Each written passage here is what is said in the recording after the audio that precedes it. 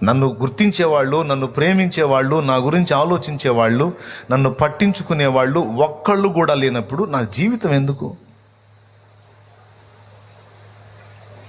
ఒకడు ఇంకొకడితో అన్నాడంట, 7 అంతస్తుల బిల్డింగ్ ఇస్తాను, 70 ఎకరాల పొలం ఇస్తాను, అందులో తోట ఇస్తాను, నీకు కావాల్సినవి అన్నీ ఇస్తాను, అందులో ఏది కావాలంటే అది నీకు ఏర్పాటు చేసి పెడతాను, అయితే ఒక్క షరతు, నువ్వు ఒక్కడివే అందులో ఉండాలి అన్నాడట.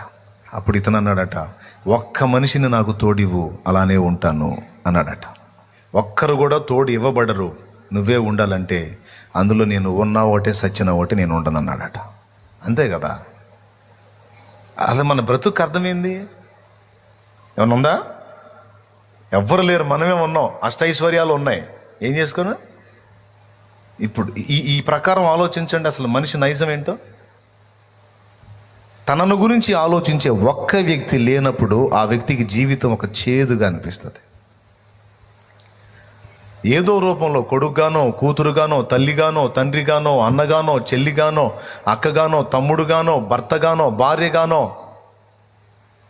తనను గురించి కనీసం ఫ్రెండుగానో ఏదో ఒక రూపంలో తనను గురించి కనీసం రోజులో ఒక్కసారైనా ఆలోచించే ఒక్క వ్యక్తి కూడా ఒక వ్యక్తికి లేకపోతే ఆ వ్యక్తి ఎక్కువ కాలం జీవించరు.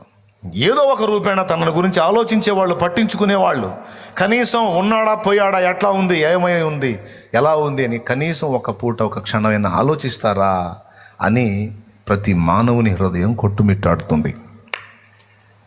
కొంతమందికి ఆశ తీరిద్ది, ఎందుకంటే వారి గురించి పట్టించుకునేవాళ్ళు, కనీసం రోజులో ఒక్కసారైనా గుర్తు చేసుకునేవాళ్ళు, పలకరించేవాళ్ళు కొందరు ఉంటారు. కొంతమందికి అలా ఉండరు. అలా ఉండని స్థితిలోనే ప్రాణం తీసుకోవాలని ఆత్మహత్య ప్రయత్నం చేస్తారు ఎక్కువ మంది. ఎందుకు చావాలనుకుంటున్నావు అని అడిగితే, తెలుసా, నా గురించి ఆలోచించేవాళ్ళు ఎవరు లేరు, పట్టించుకునేవాళ్ళు ఎవరు, నన్ను ప్రేమించేవాళ్ళు ఎవ్వరు లేరు, ఇక ఎందుకు బతకాలి నేను, ఎవరి కోసం బతకాలి అంటే మానవుడు సంఘజీవి. తన ప్రేమ పొందేవారు మాత్రమేగా తనను ప్రేమించేవారు కూడా కావాలని కోరుకుంటారు.